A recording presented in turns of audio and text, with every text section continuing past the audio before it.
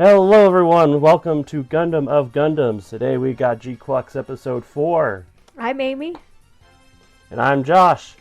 But before we start off with episode 4, um, do, do you have anything to talk about with 1 through 3 since we haven't really talked about the episode form?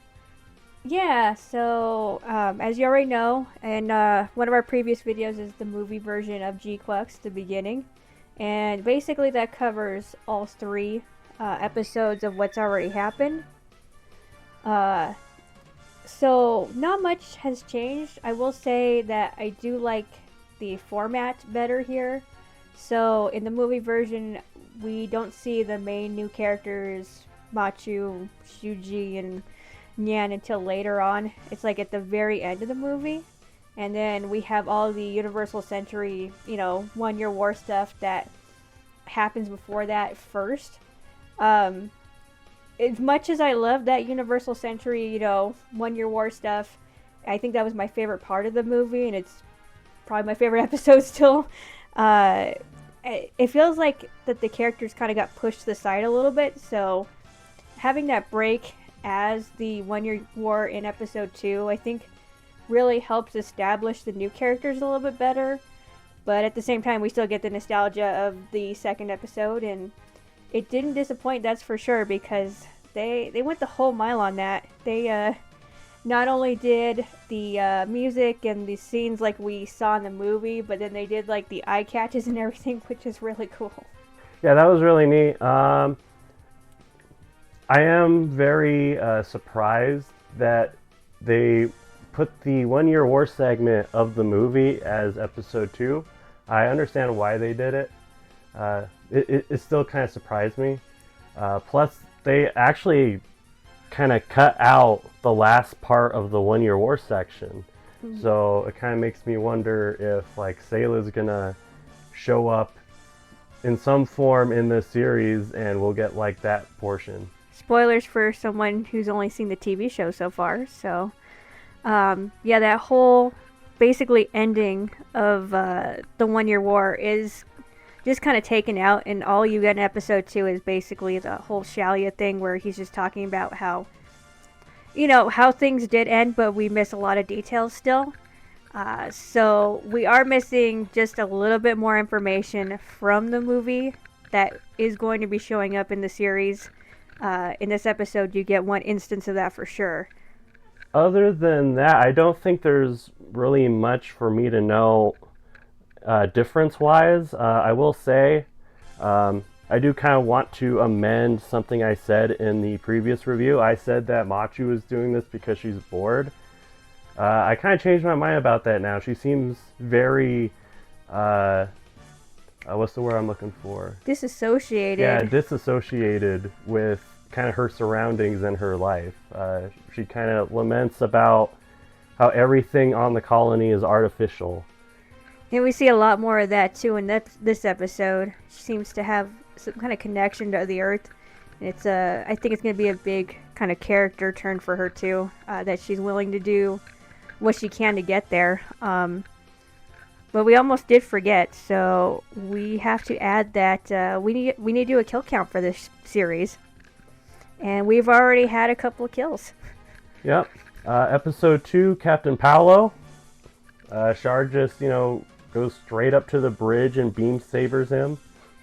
And I will make a note too that we took the screenshot of the bridge of the White Base. It's going to be on this video, but we don't see any other characters on there that are actually White Base crew. So no marker, nobody like that. So we still don't know their fates.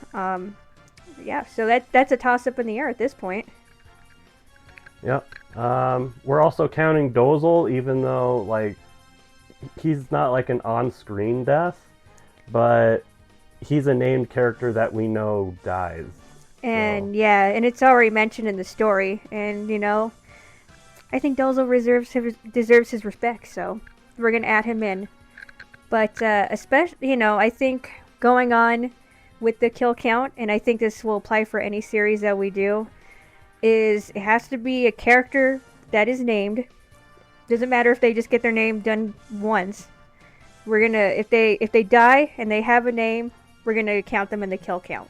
And I'm sure Josh will come up with some creative way to put a counter on this video. So right now we're at 2.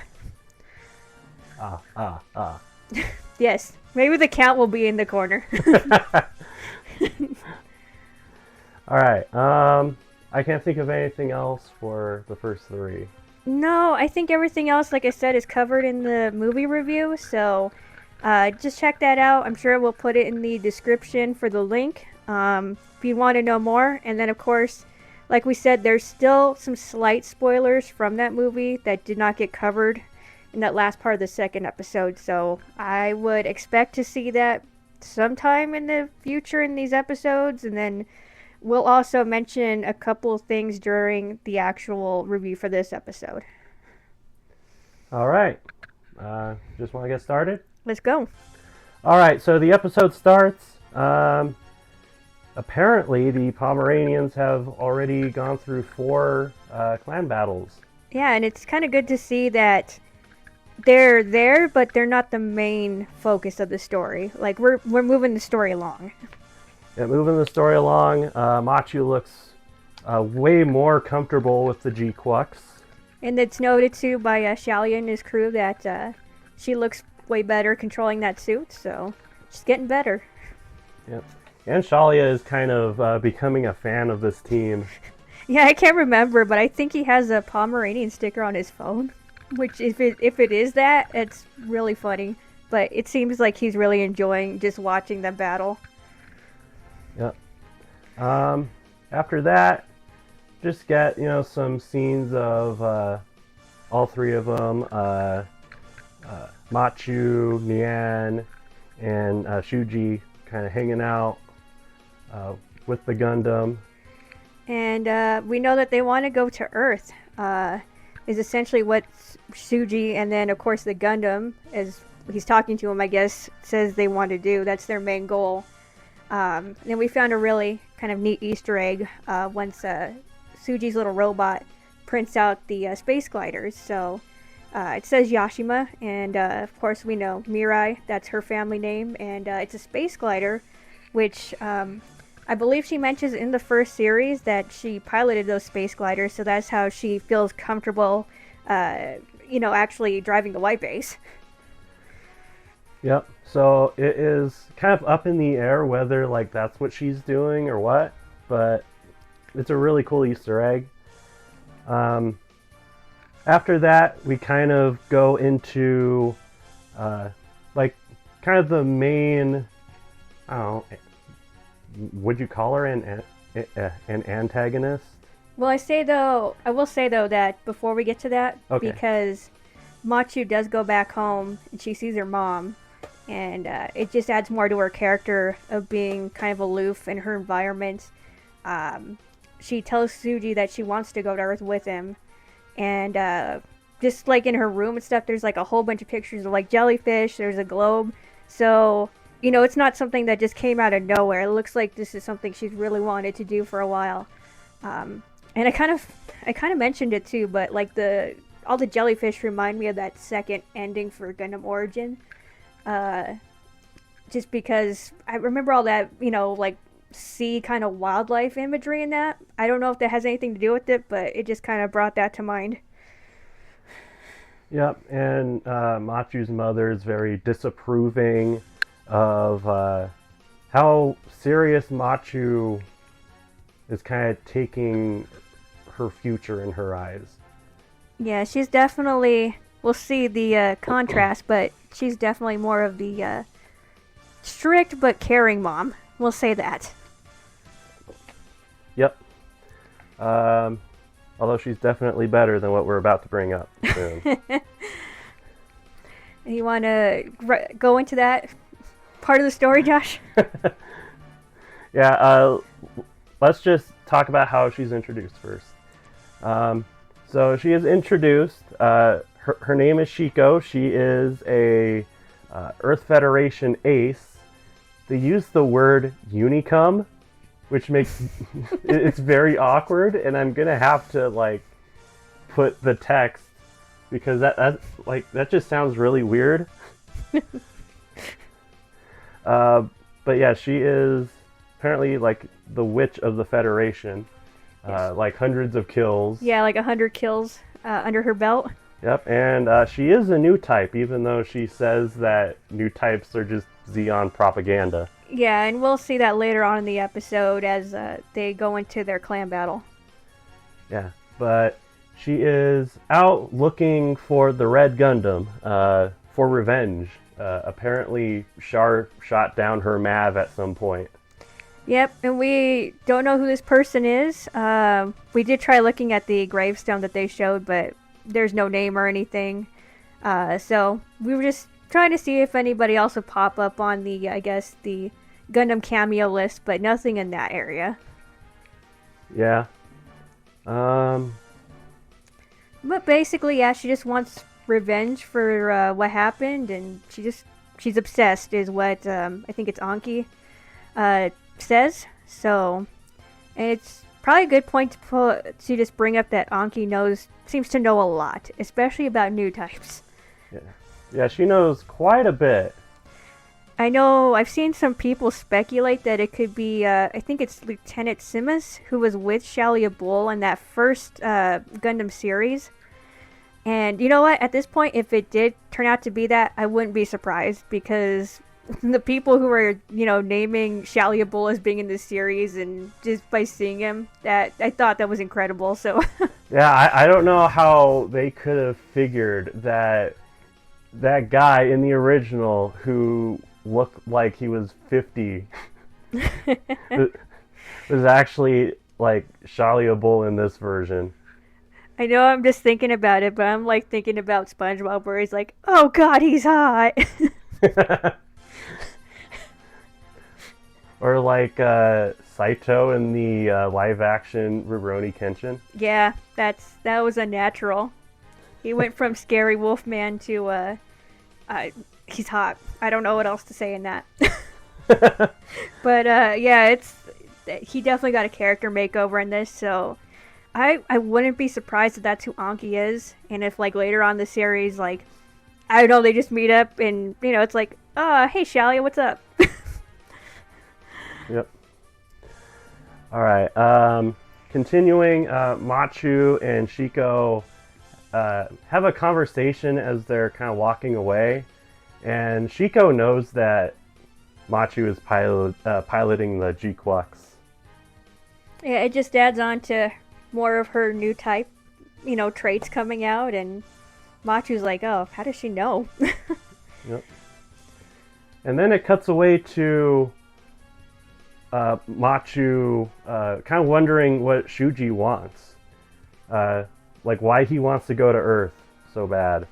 And kind of in his sleep, he's talking about how the Gundam wants to go to Earth to look for a rose. I guess we should put a spoiler on this. I'm sure in the video itself we'll have maybe a timestamp or something. This does pertain to the movie version that hasn't been covered yet.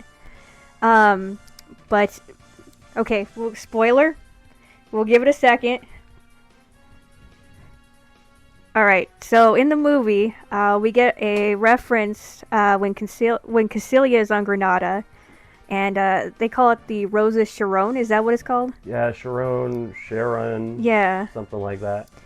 But essentially, I guess it's supposedly on Granada, and then it disappears.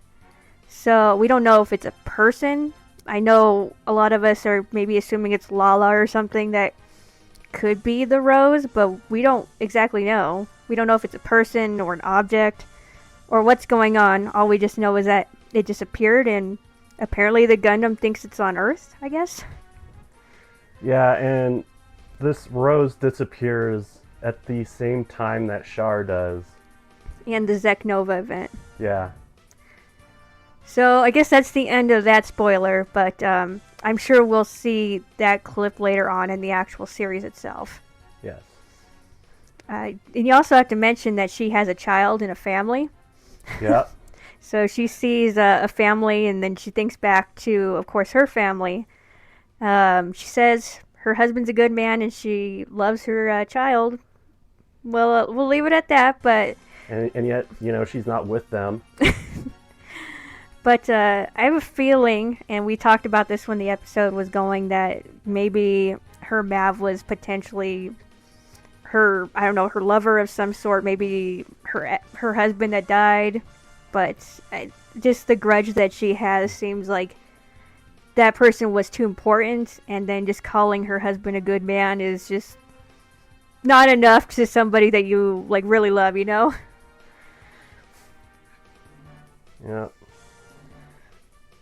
She dates in 2025. All right. Anyways, let's move off of that. I'll probably have my rant later. She is working with like a really odd cameo here, like a really odd cameo character, Dr. Moss Khan. Yeah, we had to go back because we were like, wait a second, we know that guy. Yeah, it's like that guy. Pretty sure I know this guy. I had to dig out my Gundam The Origin manga to make sure I had the right guy. And just in case anybody's wondering, because we just named him, he's actually in the first series of Gundam, and he is the one who puts the magnetic coating on the Gundam for Amuro. Yeah, it's a really odd, like, choice of cameo, but I am here for it, honestly. Yeah, it was really neat, and they do talk about not specifically magnetic coating, but just I can't remember how Shalia actually words it, but basically to make the mobile suit faster is the technology that they're talking about. So yeah, it's like a drive system or something. Yeah, but it's, I guess, kind of almost like the same concept, but it was a really cool cameo. I wasn't expecting that. Yep. And Machu is doing handstands in her room, as she does. And she gets a text, and somehow their opponent gets changed to Shiko. The witch. Yeah. Just kind of mic drop and then the commercial, I think. Yeah, it was. All right. So, next piece of really cool information. So they think that they're going up against light cannons, like the mass-produced gun cannon. Turns out they're actually going up against Gelgoogs, which look like Jims. Yeah, Gelgoogs, but not Gelgoogs. Yeah. So, did they show it in the TV series version when they were going? No, because they didn't show it because they haven't gone into Solomon, I think. They skipped that part, right? Yeah, they did not show anything with the Battle of Solomon. Yeah, so I don't know, another spoiler, I guess. I guess it's not really a spoiler since it was in the episode now, but yeah. So basically with Char's group at that time, it looked like there was a gym, and I wonder if that was a Gelgoog, and we just didn't know the name of it at the time. It's like Gelgoog, but not a Gelgoog. Yeah, so Gelgoogs are just gyms. Kind of, yeah. That's pretty much what they are. 3 eyes, though. Yeah, 3 eyes. And we know there's Xeon technology, and that they are still being used in the military at this point. So this group, either somebody corrupt in Xeon sold it to them, or something happened. But yeah, they're using current military technology in the clan battle. Yeah, which makes me think, like, there hasn't been much, like, military, like improvement over the years then. Yeah, it seems like the Gquuuuux is basically their biggest project from the 1 Year War. Because if the grunts are still the same, I mean, we could possibly be proven later on wrong in another episode, but yeah, we at least know that the Gelgoog is still being used. Yeah. It looks like the Zaku's might have been, I guess, phased out for civilian cell, but the Gelgoogs is a no. Which would make sense. The Zaku is a lot weaker. Yeah, it's true. And, it doesn't use beam weaponry either, so... Yeah. Alright, in this battle, it's like, Machu's really not a big part of this battle. No, not even. Yeah, not even. Like, she has one encounter with Shiko, and Shuji had to save her. Kind of multiple times. Yeah, just multiple times. And we see plenty of times where Suji is actually having the new type Flash. Yeah. So he's having to do like crazy acrobatics in the Gundam just to avoid all the beam rifle shots. Yep, and then I thought a really kind of neat thing that they did with this battle is they showed how she uses a technique with like wires and stuff. Yeah. So she basically will grab onto the mobile suits and kind of use their momentum to kind of help move her suit a lot faster. So it's almost like a blink of an eye when she like switches positions. But I thought that was a really nice detail. And then of course Shalia points out that you can see the scars from like the enemies that she shot down too. Yeah, the scratches from the hook and stuff. Yeah, and it's called stigma, I think. Yeah.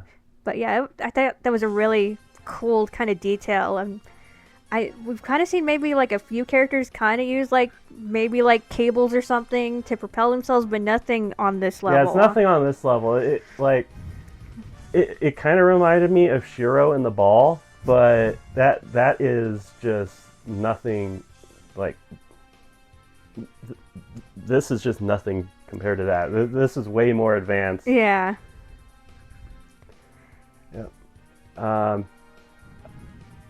Another thing I like to point out too, her Gelgoog is painted in like Federation kind of colors. Yeah, and then that would make sense since she is a former Federation pilot. Yeah, so it's the usual like red and white gym colors.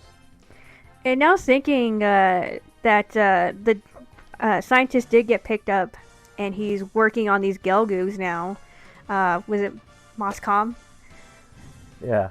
So Moscom is there, and he's working on Zeon mobile suits. So I'm still wondering where Temray is. Yeah.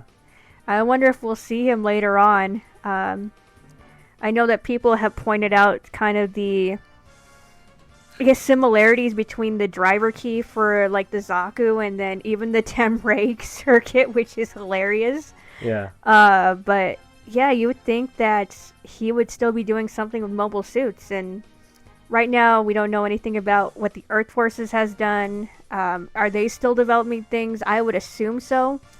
Just because if they're the Earth Forces, I doubt they're going to let Zeon, get away with what they're doing. And you know what? We never even mentioned it.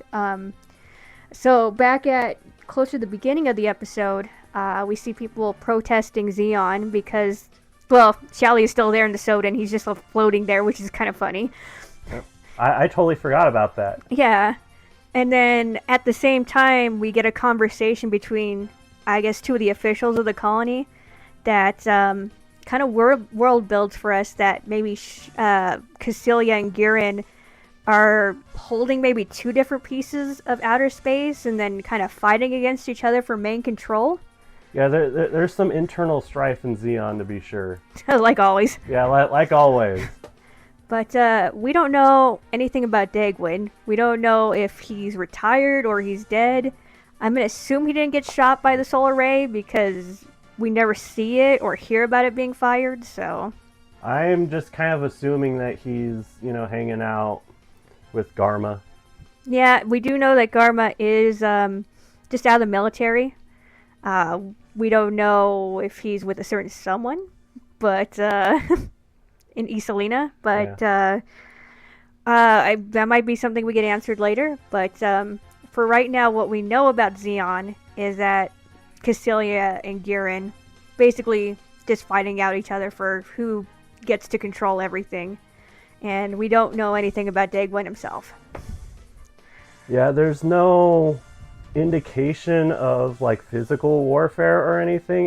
It might just be political, but that might be something that the Federation could use. Yeah, as a way to get back into space. Kind of like a Neo Zeon kind of thing. Yeah, like Glemmy versus Haman. Yeah. Yeah. But it might be even the case, like we don't know it yet, but maybe Side 3 is considered a capital of Zeon, while Granada is considered another capital, kind of like a real world kind of Spain thing where Barcelona and Madrid are fighting it out for the capital. Who knows? But I just think that's kind of cool that we finally kind of get an idea of what this world looks like post, 1 Year War, just to kind of see what the conflict is going on in space. Now we need to see what the Earth looks like, but maybe we'll see that later. We will probably see that later, especially since they are going down to Earth. But I don't know how long that's going to take. Yeah, and with this series only being, I think, 12 episodes, we don't know if that's just a core of episodes, if we're going to get a second one. So it'll be interesting to see if in the next few episodes are we left with a cliffhanger. Are they going to make it to Earth or not? But I think that's a good way to get back into the battle. So basically we talked about her fighting style. What's going on. Suji is dodging things crazy, doing acrobatics to make sure that her beam rifles don't hit him. She goes for, well, I wouldn't say she goes for yet, but we see like a huge kind of new type flash between the three of them. So Shiko, Shuji, and then Machu. And you said it kind of reminded you of like the original series. Yeah, it reminded me of that showdown between Amuro and Sayla versus Char and Lala. Yeah, it's pretty much like that. Yeah. There was a fourth guy there, but he wasn't really important. Yeah. Yeah, her Mav wasn't that important. He didn't really do anything, so. Yeah, like, her Mav was trying to rein her in, but she was like, no, and pretty much shoots him. Yeah, she's going a little crazy. Yeah, she was obsessed and crazy for revenge. I think you took a picture of that, which you're probably going to put on the screen here. Yeah. She seems like a nice person. Yeah, she is kind of going nuts. So... And around that time, she gets a new type flash, and she sees Shuji. Yeah, she knows he's the pilot. Yeah, she knows it's not Char, so... But she's still crazy. Yeah, she's still just going crazy. She's just so crazy, child. That's just crazy, child. But, yeah, so... basically, she thinks she's won because Shuji is in, like, a compromising position that nobody thinks he can get out of, including, like, Shalia and all the crew on the Soden. And just all of a sudden, he disappears. And Josh, you want to finish up what happens? I mean, you'll probably put the picture up on this screen because it's pretty cool, actually. Yeah, so Shiko is, kind of spinning around the Red Gundam so much that she ends up breaking off the arm of the Gelgoog. And she's about to go in for, like, the final blow because Shuji is kind of in a tough spot. And when she turns around, he's not there. And then he just kind of shows up behind her and just beam sabers straight to the cockpit. So we got some more Bernie burgers going on here. And guess what? Kill count number 3. Number 3. Oh my god! But like just seeing the Red Gundam behind her, it's like that nightmare you have when you're playing G Generation right now and you're fighting the Red Gundam and you're like, oh shit. It reminds me of that meme with the wrestler. Oh yeah. You need to find that one. Put this in the video. But yeah, Shuji just straight up beam sabers the cockpit, and they all have kind of like a new type flash, like a conversation, kind of like what Amuro and Lala had. Yeah, it's very much kind of like that. The space ocean. I mean, you're in the Kira, which is kind of like a space ocean, but I guess you don't get like the island and stuff. But yeah they're in the Kira world, and we have kind of like that new type conversation before she dies, or when she's dead, I guess. Now, I guess Shuji does kind of tell her what he wants in life, but we don't get to hear it. Yeah, and she seems pretty content with it, which is kind of weird after she went all crazy. But yeah, she blows up. To way to put it. Yeah, she blows up. She was probably long dead before that, but yeah. And then you have Machu kind of resolved to be like, I don't know anything about Suji, but at the same time, like, I have to be ready to do this. I get to Earth. I mean, it's kind of like, I wouldn't say it's like a massive jump because I don't know if I would call her like rebellious or anything, but she obviously has this like strong connection to the Earth, which we see in her room. We see, from her character that there's discussions, but she's all on board for it. So you know what, I'm okay with that. Yeah, she's looking for something natural.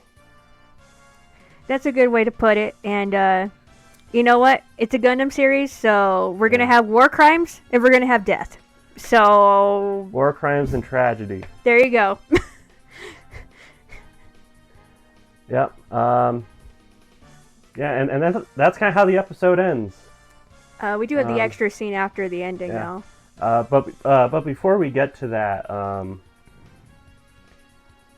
you gonna go on a rant? Yes. All right. So Shiko is not as bad as Captain Talia from Gundam Seed Destiny, but that's still really stupid. Still really selfish and stupid. I mean, it's kind of similar in a way because I think she married a man that she really didn't maybe care for as much, and then she had a child, so kind of. Yeah, but you have to consider this. So Talia, even though she has a son, she still goes off with the simp in Durandal and decides to die with him for no reason.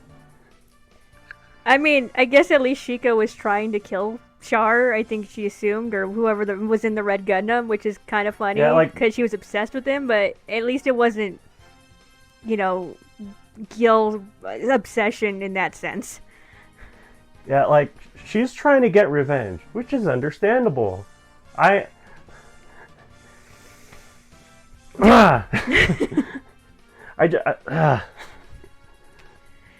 I just really hate Talia. I'm sure you'll get to hear more of this when we get to Gundam Seed eventually. She is such a horrible person. Alright, talk more about Shiko. I almost said Shiko like the deer. This isn't Noko-tan, Amy. No, it's not. Even though Shikanoko made a Giran speech about pollen. Which was really funny. Yeah. I don't know if you want to find a picture of it and just post it in there, but it is kind of funny. Yeah, so. It is funny. All right, but let's go into the preview for the next episode. Mm-hmm. So I guess Machu is going to meet Xavier. Yeah, and he's gonna throw her in a locker for some reason. Throw in her locker for some reason. I don't know. It does kind of look like maybe they're gonna be hunted down. Yeah, and even back to Nyan scene in this episode, the driver that she was getting parts from asked her if she knew anything about the Red Gundam because there's a bounty on it. So I wonder if that's going around. So maybe she informs Zeon. I don't know. Maybe she informs somebody to get more money. Like, that's kind of just thrown up in the air. That could be a plot point that comes up in the next episode or a few. Yeah, I mean, she doesn't really know any of these people. Like, she's known them for, about a week? Something like that, since there are 4 battles in, I guess 5 now at this point, so... Yeah, we don't really know what the scheduling is for these battles, so... Point is, she doesn't really know them, so I can't really say that they have, a bond yet, so... Yeah. But besides that, we also get to see hopefully some cameos. Yeah, I think we got some cameos in the next episode. I think the Black Tri-Stars are coming back. They might be, because you see the facial structure on the ones that we do get the screenshot for. Are they actually the Tri-Stars? We don't know. Yeah, I'm pretty sure it is the Black Tri-Stars. Like the kind of dots on Mash's nose kind of match up with the pilot on the right. Yeah, and then we get the other guy with like the mustache kind of looking thing. Yeah, the and mustache and beard combo. yeah, so And their pilot suits. That's pretty unique to the Black Tri-Stars. yes, they do have like the horns and stuff on their suits. But we also get DOMs. Yep, DOMs. Which I wonder if they're going to be called something else now. Who knows? But it's not a Gelgoog, I'll tell you that. Yeah. Oh, wow. So, what did you think overall of the episode? Oh, I thought it was a really good episode. Yeah, I did too. I think this is a really good, not just character building, but world building episode. And so far, I really do like it. I'm still a little concerned about how many episodes we're actually getting for the series so far. Hopefully it's just the first core, but this was a really nice way to pace things where we know that they're in the actual clan battles. We've already done some, but it's not the main focus. Like, we're just getting, it is a convenient kind of plot device to throw in more story stuff. So like in this one, we got the Federation, we got the Witch, and then we got some more information kind of on the world that's going on, and of course back to the 1 Year War. So I thought this was really paced very well. Animation is really nice. I know for me, getting used to the Gquuuuuux, I was having problems with it when I first saw it, but to be honest, I'm not really having any problems with it. So I still don't like the design. I still think this is better than a lot of other Gundam designs. Looking at you, G-Reco. Yeah, the G-Self is not my cup of tea. That's probably, I think, the worst Gundam design for me, but I don't know yet, so maybe that will be, I'm sure that'll be a subject for us later on, but yeah, I thought this was just really well animated. You know what's kind of funny, though, is that we talked about the animation of Machu jumping down the stairs. That was just so smooth. Oh yeah, there's this animation of Machu just kind of jumping down the stairs that is like just super smooth for some reason. Yeah, whoever did that, man, thumbs up to you. That was a really nice piece of animation. Like it just really stands out. Like, I don't know why. I don't know why, but it's just really nice. And you know, everything else, like score is on point. Like I said, the direction, the staging and stuff, like I really enjoyed this. So I think it's a nice way to finally get some new content after what we saw in the movie already. Yeah, this kind of alleviated some of my concerns about it not being a G-Witch kind of situation. Yeah, because the school battles were just, they kept on coming, like, and you never really moved anywhere with the story besides little bits and pieces with that. And I'm sure you'll get his rant during the G-Witch review that we'll eventually get through. So yeah. But anything else you'd like to say? Any we haven't really talked about opening and ending since that wasn't in the movie, but I do think it's kind of funny that we don't have Suji in the ending, and I don't know if that's intentional. We do have his robot in there, which kind of had a weird little moment in this too, because he was hiding behind the wall as Suji was talking to the Gundam. So it's like somebody else in there, you know? Yeah, that would be kind of weird. Gundam is not, you know, I guess a stranger to putting human conscious in things, but yeah, we just don't know if he's just, you know, that's the kind of robot he is. Maybe he's kind of more personal, like a Haro or something, but yeah, so I thought that was kind of a weird thing to point out, like he's kind of afraid of what is inside the Gundam. On that note, I guess kind of tracking back to Shiko says that there's something beyond the Gundam. Yeah, there's something beyond the Gundam or someone, and I'm just thinking back to that first episode with Shalia, and as the red Gundam goes by the bridge, he is pretty sure that Char is not in there. So I am wondering if Char's spirit is actually in there, or if it's someone else, because I feel like Shalia would have felt him, you know, in that Gundam, but I don't know. Like, I could be totally wrong. Who knows? We still have to watch to find out. Yep. And yeah, so the ending would be really funny if I kind of made the joke that if Char's conscience was in the little like Like the Shuji cube. robot, or even the Haro, and he's just dancing around with Machu and Nyan. That would be freaking hilarious. I've seen a lot of people already make memes about that with Shally and Char. So, and the only thing I can think of with the opening is that I mean it's really nicely done too, but that run sequence, all it could remind me of was the Scooby-Doo run. And I know somebody heard me and probably some other people who thought about that because somebody did actually make that gif in there, and that's hilarious.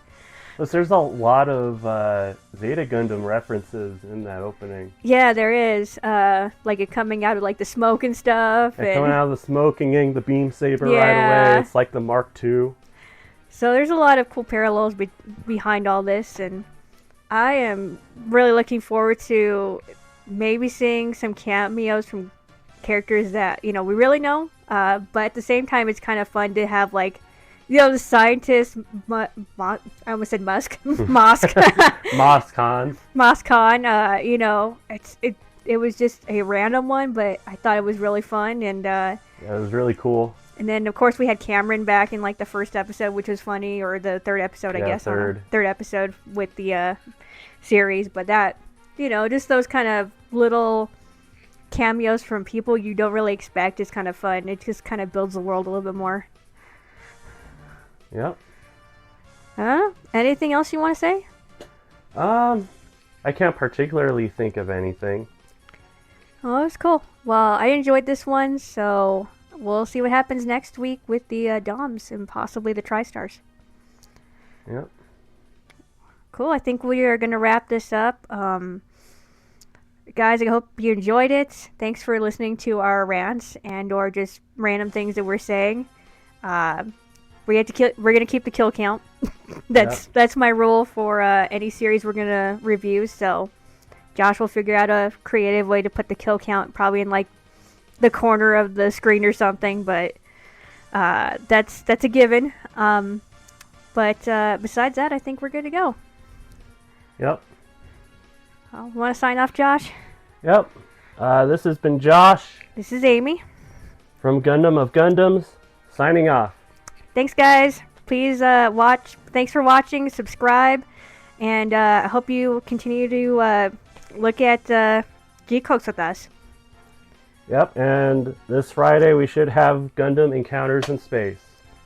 And currently working on some Gunpla, so those little clips at least should be up to kind of tease what we're doing right now. Thanks, guys. Bye.